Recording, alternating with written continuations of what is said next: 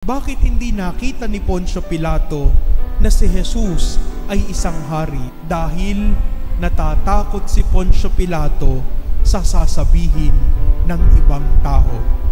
And among ourselves, we have the tendency also to be Pontius Pilate. Minsan ikinahihiya natin si Jesus dahil sa ating sariling kapritsyo, pananaw sa buhay at sa sasabihin ng ibang tao.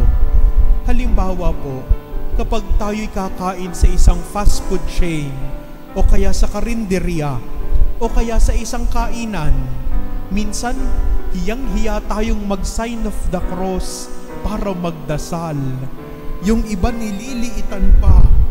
Yung iba naman ay bahala na kung papaanong mag-sign of the cross. Hindi na ako magsa-sign of the cross kasi baka masabihan ako, ang corny naman ito.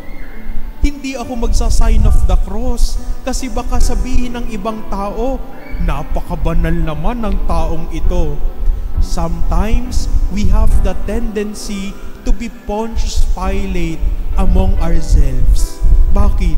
Kasi natatakot tayo sa sasabihin ng ibang tao.